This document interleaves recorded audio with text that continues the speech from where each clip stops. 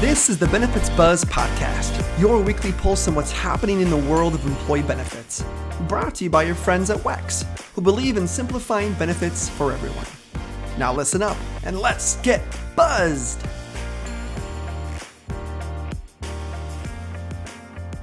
Hey everyone, welcome to Benefits Buzz. It is season 5. I'm a little excited. We have been in hiatus for 4 months. It feels like a lifetime, and I've missed everyone, and I've missed the show. And I'm so happy to be back, and I'm glad. And I'm joined as always by my co-host Kelsey. Wait a second, Hayden. You don't look anything like Kelsey. No, I definitely don't. I don't look like Kelsey. I don't sound like Kelsey, but I'm going to do the best I can. So it is. Kelsey is on FMLA. We're going to miss our co-host, but we have yanked, as we love to do, we have yanked Hayden, our producer, from behind the soundboard, and he will be our substitute co-host who will do a fantastic job until Kelsey returns. Maybe we can get some updates from her. I know everyone's going to be interested in how things are going, but it'll be a fun season, and we will be thinking of her. To kick off the season, we were brainstorming, like, how do we rock and roll with season 5? What do we do?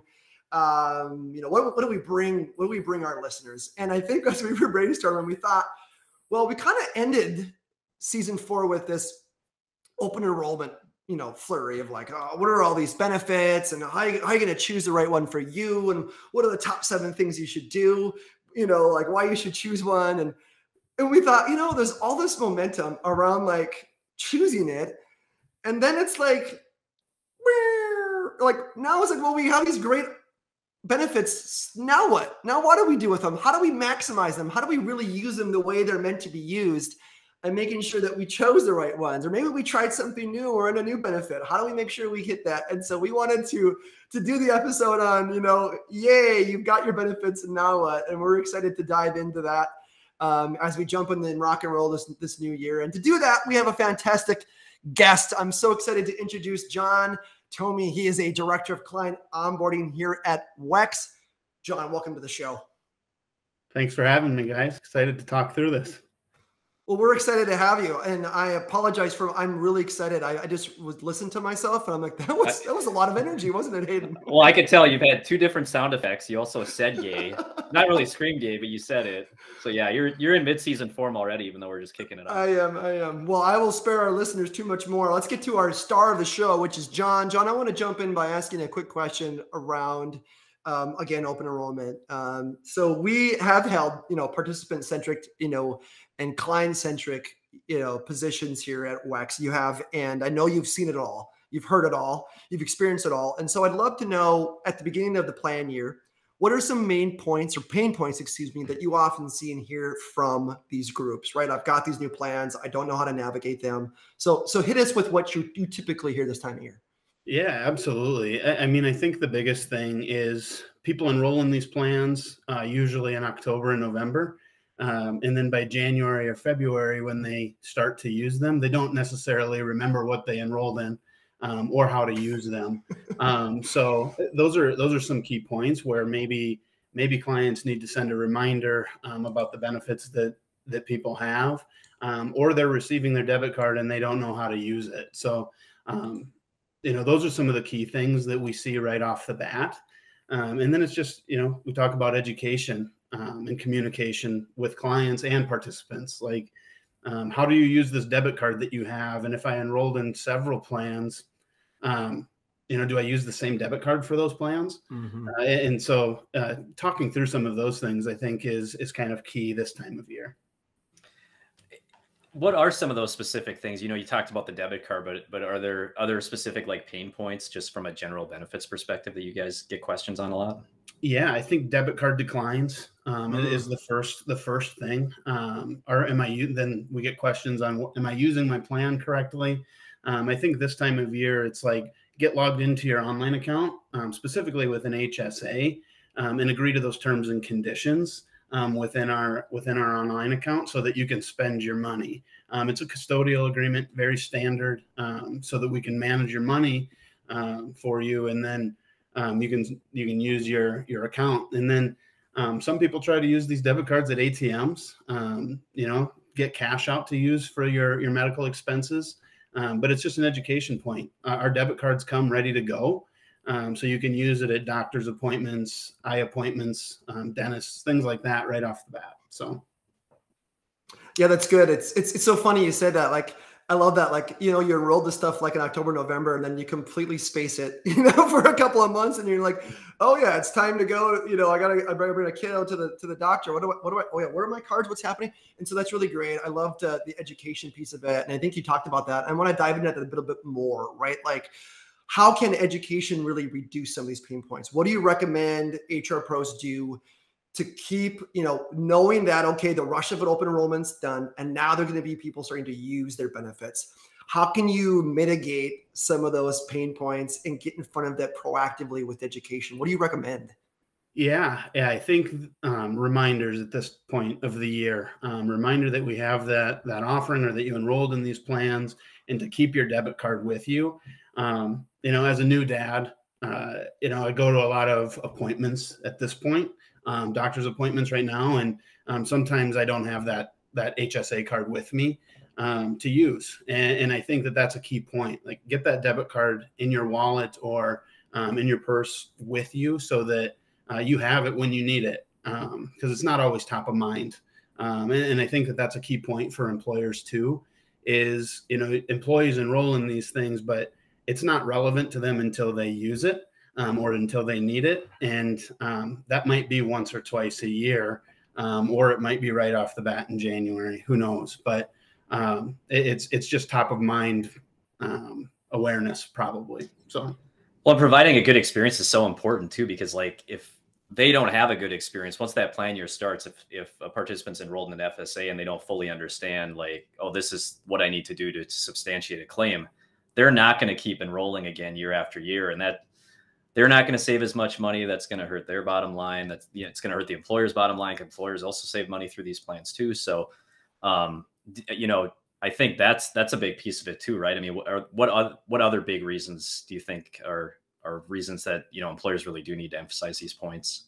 Yeah, I mean, you don't want frustrated employees. I think, as a supervisor right now, employee retention is very top of mind in the market today. So I think that you want happy employees, and you want them to be able to spend the money that they're contributing out of their paycheck, right? And easily do so. So I think getting them in their online account, having the debit card there, and then just education on the various types of plans that they might have is key this time of year. And certainly we try to do that, but through our communication, it might be, I think we all get spam emails from time to time, and it's just, do you read those educational emails that you get? Chances are no, especially in February after the holiday season, where you just get crushed with those emails. So I'm more apt to read something that my HR department sends out than I am one of my, my insurance carrier or whoever that might be. So the employer plays a pretty key role in just getting employees to digest that information. Yeah, that's really good. It's so funny that you talked about those emails. We actually did an episode last season about how do you craft HR emails that get read. And Hayden, you were actually a guest. I was a guest on that one. You were a guest on that one, so full circle, but really, really important. Now, you started to hint, I want to get really technical and tangible for our listeners. You hinted about some things that you think, new participants should do at the beginning of the year. You talked about making sure that debit card's in the wallet. What are some other things that are really easy to do that participants should be doing right away so they're prepped? Yeah, I hit on it, logging into your online account, and I think that's important, because it really is kind of the hub for all of your benefits with WEX.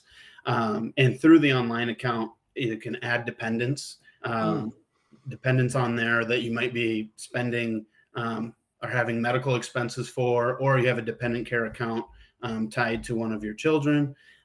So those are things there. Add a beneficiary for an HSA. So things like that. Ordering additional debit cards certainly is an option in there as well. And then just kind of getting to know your account and seeing your balance. That is your hub there for all of your information. And we have a ton of resources out there as well that I'm sure we'll get into a little bit later that employees can leverage as well. Well, even no matter who the administrator is, like, but even specifically thinking about WEX as the administrator, um, signing up for those text notifications, I think are really important too, right? Like getting notified when there are certain things that you need to do, like filing claims, because those are things that I just don't think of unless somebody's like kind of reminding me of it. Like it's hard to stay on top of all that, right? Yeah, I couldn't live without the mobile app either, right? I mean, depending on if your provider has one too. Like I barely log in and on my desktop anymore. Everything is just on an app, which is really good. So a lot of good ways, aren't there, John? Yeah, 100%. I was like, the mobile app is probably something we should have hit on right away. Yeah. Especially in today's world, everybody has really a computer in their pocket, and then the mobile app is your best reference. Like if you need to just check your balance quick before you run the debit card, it's all right there. And you can basically do everything in the mobile app that you can do in your online account as well. File claims, request distributions. So all of those things can be done in the mobile app. Maybe you have a quick question on something, maybe something is eligible, wondering if something's eligible for your plan. There is a scanner in the mobile app, which, Yeah, I was just going to mention that. Yeah, which I think is a cool feature where maybe you're at a pharmacy or something and you're wondering if something's eligible, scan the barcode and it'll tell you right there on the spot. So those are some things that I think really help the consumer in real time, when they're there without having to reach out to somebody for questions. So those are awesome tips. John, I'd love to go like plan by plan a little bit more too with you. Because I mean, they are so different, especially like HSAs and FSAs. Like you mentioned adding beneficiaries for HSAs. Are there any other tips you'd recommend for maybe a new health savings account user to go through? Yeah, I think that one of the things that is kind of newer for me, the HSA investment threshold that we have within the online account as well. You can basically manage what you have in a cash account and what you kind of want to move automatically into investments.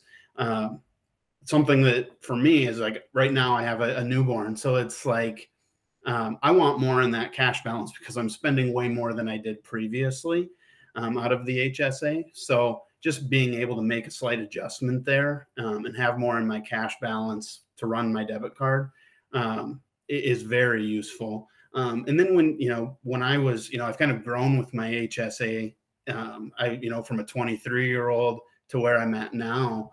When I was single, I didn't have a whole lot of expenses. I didn't go to the doctor much. So being able to push all of that money into my investment account was super helpful. And now where I have a family, it's a little bit more where I want some cash in my HSA to be able to spend. So. Yeah, that's great. It's good. I think everyone, if it's the first time they're on an HSA, if it's, they did their auto renewal and they're like the same thing I've always done, it's always good to get familiar with those things, understand those things, make sure you're set up. Let's maybe, obviously, those listening probably offer a breadth of different benefits. One of them probably being the medical FSA. So maybe let's dive in there really quickly, John. What are some of the things that you would suggest for a medical FSA? Yeah, the medical FSA operates a little bit differently. You have to use it within a plan year. You don't get to carry it over from year to year. So it's important to spend what you have. I think eligible expenses, we have an eligible expense list that we have out there. I mentioned the scanner within the mobile app. Really familiarizing yourself with what you can spend the FSA funds on. I think some people are a little shocked by what you can, kind of the diversity of what you can spend it on. But, medical, dental, vision, pretty much anything within a pharmacy is going to be eligible. So really just educating yourself on what you can use those funds for so that you can maximize your money. So. And then what about the Dependent Care FSA? Any things you'd recommend for participants to go through with that? Yeah, this one's new to me personally. So yeah, I was going to say some things that I've done this year. I think one of the cool things that we have is a recurring dependent care request form. So I would recommend filling that out because we all know, you can elect for $5,000 for the dependent care account. And you're going to spend more than that. It's pretty eye-opening when you have your first child, what daycare costs are. So you're going to spend more than $5,000 most likely at a daycare. And what the recurring dependent care request form does is basically has your provider sign off on the amount you're spending on a weekly or monthly basis.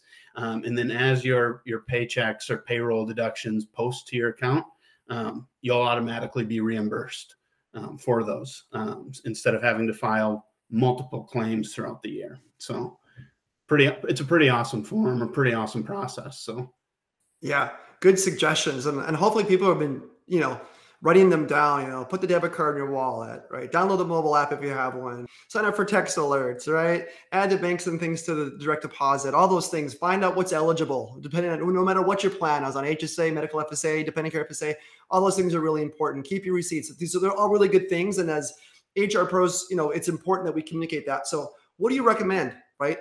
What's the best way to communicate this, or what have you seen that's worked? So as they're listening and figuring out, okay, there's probably people starting to use their plan. Let's be honest, how do I cut down the number of knocks on my door or email pings that I get asking me how to use this? So how do we help them do that? How do we be proactive? Well, and John, you've been a participant in client-focused roles too. So, I mean, if you have any good anecdotes of clients saying, I've done this to communicate to my employees and this has been really effective. Have you heard anything like that? It's interesting too, because a little bit of a unique perspective where I've seen both sides of it. And one of the things when you're in HR, you don't really recognize how much more visibility you have to these plans and how they function, so that education piece, but every employer communicates a little bit differently. So some might have an intranet where they post resources to, on their own site that they guide people to, whether they post how-to videos or links to our pages to help their consumers. But really, it depends on the employer on how they communicate. So if the majority of your communications are by email, we can certainly help you get those email communications drafted, but just getting the resources in the hands of your employees so that they can educate themselves and kind of drive it for themselves. Because once they get into their online account and they've used it a couple times, it really is simple to kind of drive it. So I think just email communications or intranet, whatever you have, being able to leverage your communication style, we can help you there. So that's great. John, we love to ask this of all of our guests at the end. If a listener takes away one gold nugget from this podcast, one tip, something, what would you recommend that be that they pass along to their participants? Yeah, I think the biggest thing is the mobile app. You can do everything from it. I love it. I use it every single time just to check my balance, see where things are standing, maybe where my wife has spent, with our child. So those types of things. So the mobile app is awesome for anybody to use. So that's awesome. Well, this is great. What a fun way to kick off the season. You enrolled in a new plan. Now what? Well, you just heard what. That's what's up. A lot of great suggestions, a lot of good ways to communicate. So if you're listening, be proactive. Think about how they'll use their plan and get in front of it. A lot of fun suggestions by John. Thank you so much for coming on the show, John. We really, really appreciate it. Hayden, you sly dog. I know that you were a journalist before in a previous life, so you did a fantastic job of grilling John with hard-hitting questions. I'm excited to have the first half of the season with you on this show too. So thanks. I am too. Appreciate it. Thank you, John, very much. That was awesome insight. Yeah. Thanks for having me, guys. You bet. Until next episode, everyone. We'll see you.